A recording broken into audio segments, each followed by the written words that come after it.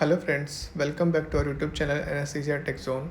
In this video, we will learn about how to prepare for spinal anesthesia as a anesthesia technologist or operation theatre technologist in operation theatre. So this video contains two parts. First part contains demonstration of preparation for spinal anesthesia and operation theatre, and part 2 contains self-made presentation in which I will share the key points for spinal anesthesia according to my practical experience.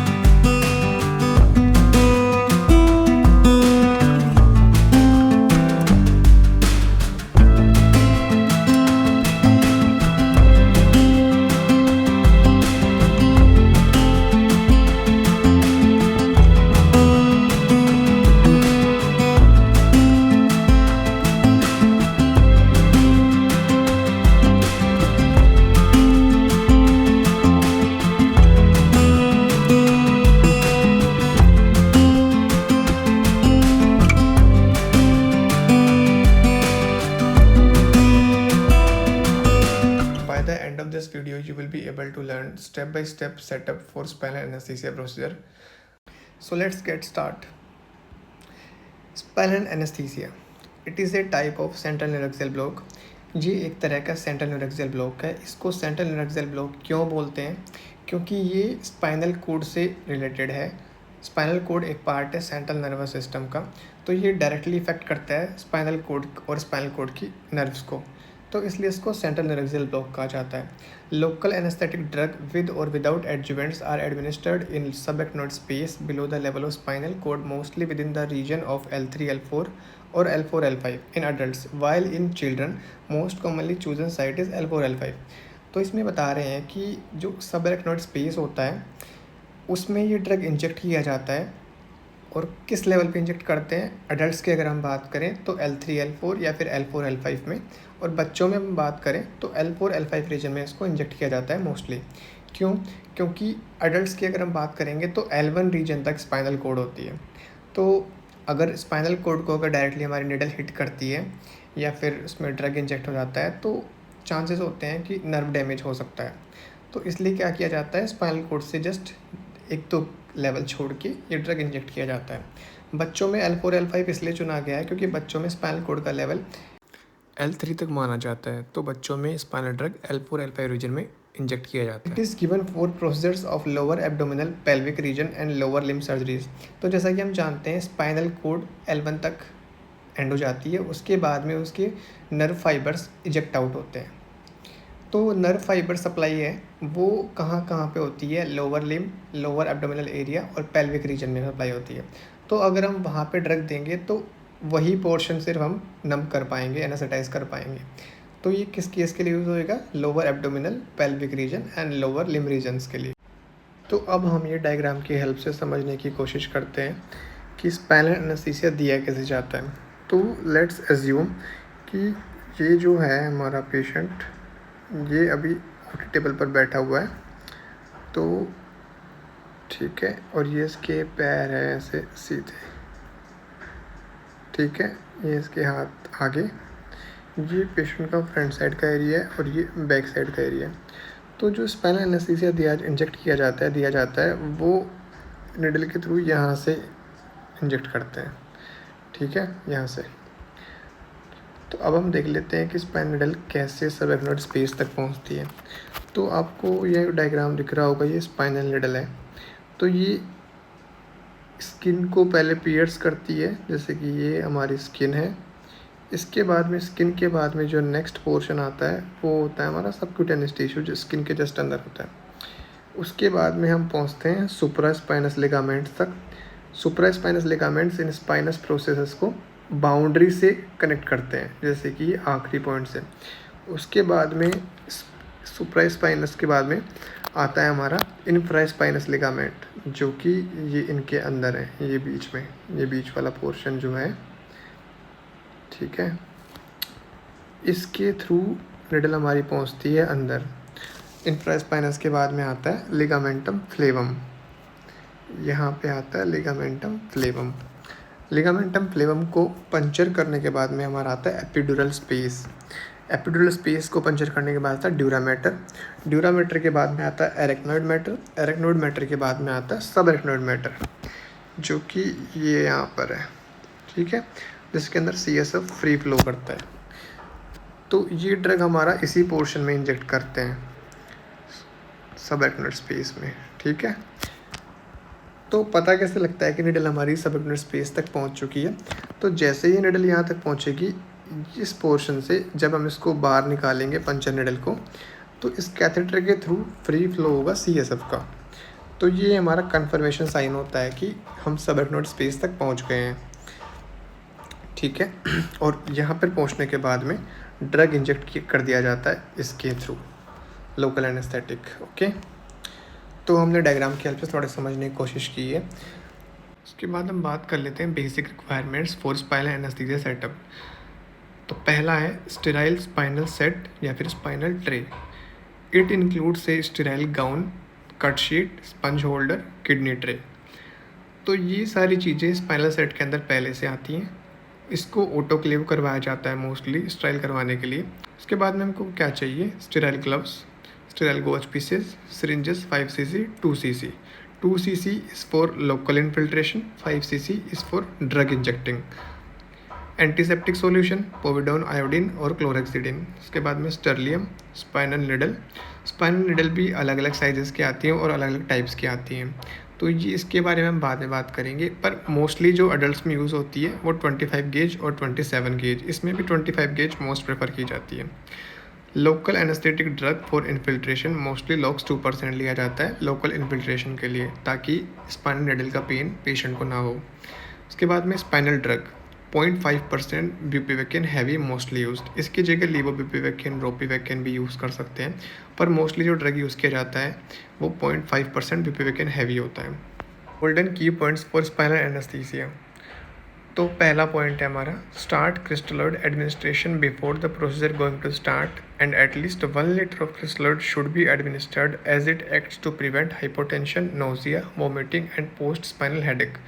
तो जैसा कि हम जानते हैं कि most commonly intra operative complication होता है spinal anaesthesia का हाइपोटेंशन, और पोस्ट ऑपरेटिव कॉम्प्लिकेशन है पोस्ट स्पाइनल हेडेक। और नोजिया एंड वोमिटिंग ये भी हमारा क्या है, कॉमनली हैपेंड कॉम्प्लिकेशंस है स्पाइनल एनेस्थीसिया के। अब ये सारे हम बात करें मेनली क्यों होते हैं, तो इनका रीज़न एक तो ये होता है कि जब हम स्पाइनल लगाते हैं, स्पाइनल ड्रग इंजेक्ट करते हैं सब एरेक्नोइड स्पेस में, तो CSF लॉस होता है, तो उस वजह से तो पोस्ट स्पाइनल हेडेक होता है। इसको हम प्रिवेंट कर सकते हैं, उसको पेशेंट को अच्छे से फ्लूइड एडमिनिस्टर करके, ताकि CSF का जो लेवल है वो मेंटेन रहे। इसके अलावा जो हाइपोटेंशन हो रहा है, इसका होने का एक कारण ये होता है कि जो लोकल एनेस्थेटिक्स होते हैं वो सारे क्या होते हैं, हाइपोटेंशन क्रिएट करते हैं। तो इसको प्रिवेंट करने के लिए भी क्रिस्टलॉइड हेल्पफुल है। तो क्रिस्टलॉइड चारों में हमारे लिए बहुत हेल्पफुल है। नोजिया वोमिटिंग को भी प्रिवेंट करता है।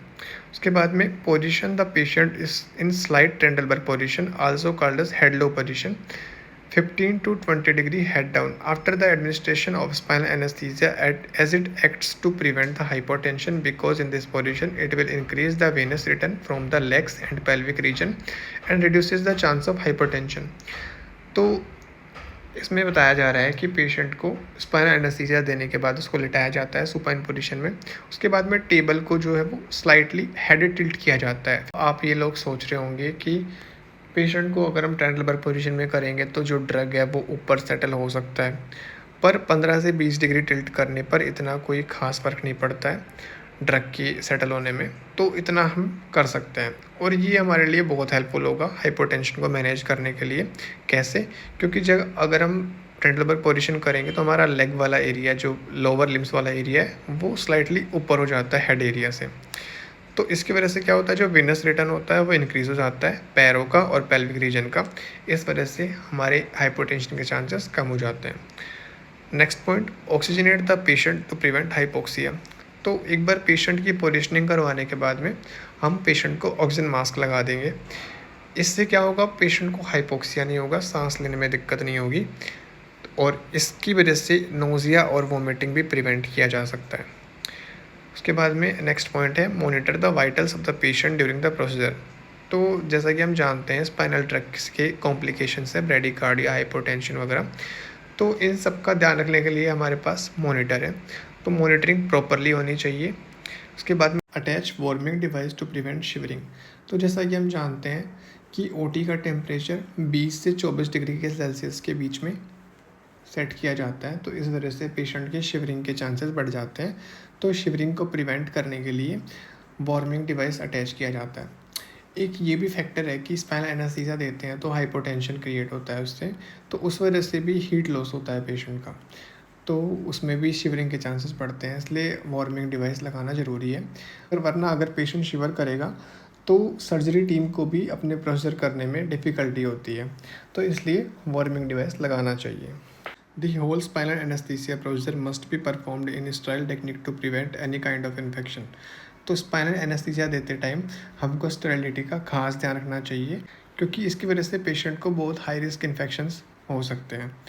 Avoid preservative containing drug to administer in IV और इंट्राथेकल फॉर्म। लोकल एनेस्थेटिक जो हम दे रहे हैं स्पाइनल ड्रग में, तो उसमें प्रिजर्वेटिव नहीं होना चाहिए, क्योंकि प्रिजर्वेटिव अगर होगा तो CSF में अगर उसको इंजेक्ट किया तो वो रिएक्ट कर सकता है, टॉक्सिटी क्रिएट कर सकता है, तो इसलिए प्रिजर्वेटिव फ्री ड्रग यूज़ करना चाहिए। एडवर्स कंडीशंस क्या क्या हो सकते हैं स्पाइनल एनेस्थीसिया में, उसकी बात कर लेते हैं। पहला है high spinal, total spinal, severe bradycardia, severe hypotension, severe pain, anaphylactic reaction, local anaesthesia toxicity और ब्रोकन निडल। ये सारी एडवर्स कंडीशंस हैं जो कि स्पाइनल एनेस्थीसिया देते टाइम हमको फेस करनी पड़ सकती हैं। तो इनका मैनेजमेंट कैसे किया जाता है वो हम देखते हैं। Management of adverse conditions part 1, high spinal और टोटल स्पाइनल। हाई स्पाइनल का मतलब है, high spinal means the level of block is enough to block the phrenic nerves that will lead to diaphragmatic paralysis and apnoea. तो ये बताना चाह रहे हैं कि हाई स्पाइनल क्या होता है। हाई स्पाइनल का मतलब है जो हमने सब एक्नोड स्पेस में ड्रग इंजेक्ट किया है वो ड्रग ऊपर की ओर सेटल हो गया है, यानी कि थोरेसिक रीजन तक सेटल हो चुका है। तो थोरेसिक रीजन में फ्रेनिक नर्व्स इंक्लूड होती हैं, फ्रेनिक नर्व्स इससे इफेक्ट होंगी, उसकी वजह से क्या होगा, हमारा डायफ्राम ब्लॉक हो जाएगा। डायफ्राम ब्लॉक हो जाएगा तो पेशेंट को सांस लेने में तकलीफ होगी और हो सकता है कि पेशेंट को सांस ही ना आए। इसके लिए मैनेजमेंट क्या किया जा सकता है, management depend on the level of block. If it blocks the diaphragmatic muscles then intubation will be required. तो अगर डायफ्रामेटिक मसल्स कम्प्लीटली ब्लॉक हो चुकी हैं तो इस कंडीशन में पेशेंट खुद से सांस नहीं ले सकता, खुद से वो वेंटिलेट नहीं होगा, तो इस कंडीशन में हमको पेशेंट को वेंटिलेट करने के लिए जनरल एनेस्थीसिया देना पड़ता है, इंट्यूबेट करना पड़ता है। Other signs and symptoms are severe bradycardia and hypotension, and management of this condition require atropine and vasopressors. Bradycardia और हाइपोटेंशन भी इसी के साइन एंड सिम्टम्स हैं, क्योंकि अगर वो थोरेसिक रीजन तक पहुंचा या उससे ऊपर के लेवल तक पहुंचा तो हार्ट भी उसी में आता है थोरेसिक रीजन में, तो उस पर भी इसका इफेक्ट पड़ेगा। तो इस वजह से ब्रेडिकार्डिया और हाइपोटेंशन क्रिएट हो सकता है, तो उसको मैनेजमेंट के लिए हम एट्रोपिन और वेसोप्रेसर्स दे सकते हैं। Next, management of severe hypotension. Mild hypotension can be managed bye fluid administration.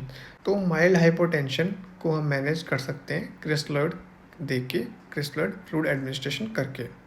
Gradually increasing hypotension can be managed bye ephedrine, most preferred treatment for spinal anaesthesia. Ephedrine को मोस्ट कॉमनली यूज़ किया जाता है अगर spinal anaesthesia की वजह से किसी को हाइपोटेंशन हुआ है पेशेंट को, तो एफेड्रिन मोस्ट कॉमनली यूज़ किया जाता है। उसके बाद में आता है मीफेंटरमाइन, जो कि इंडिया में हमारे मोस्टली यूज़ किया जाता है अगर hypotension in between the procedure patient को हो रहा है, तो फिनाइलेफ्रिन भी इसके जगह यूज़ कर सकते हैं। और epinephrine in case of last resort, अगर कुछ भी स्टेबल नहीं कर पा रहा है पेशेंट को, कोई ड्रग काम नहीं कर रहा है, तो लास्ट में हमको एपिनेफ्रिन देना पड़ता है।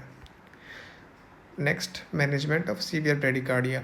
Atropine is the drug of choice, क्योंकि एट्रोपिन पेशेंट की हार्ट रेट को बढ़ाता है तो ब्रेडिकार्डिया को वो ट्रीट कर सकता है। अगर फिर भी ये नहीं हो रहा है तो हमको एपिनेफ्रिन इंजेक्ट करना पड़ता है। Management of severe pain. Mild pain can be managed by paracetamol infusion और डाइक्लोफेनेक इंजेक्शन। तो पेशेंट को अगर हल्का दर्द हो रहा है तो हम ये दे सकते हैं पीसीएम और diclofenac. Moderate pain can be managed by mild opioids like tramadol, buprenorphine etcetera. अगर पेशेंट को पीसीएम और डाइक्लोफेनेक से इफेक्ट नहीं आ रहा है, उसको अभी भी पेन हो रहा है, तो हम माइल्ड ओपियोइड्स यूज़ कर सकते हैं जैसे कि ट्रामाडोल और buprenorphine. Severe pain should be managed by opioids, fentanyl, morphine और general anaesthesia should be given. अगर पेशेंट को बहुत ज़्यादा पेन हो रहा है तो हम उसको ओपियोइड्स दे के मैनेज कर सकते हैं जैसे कि फेंटानिल और मॉर्फिन।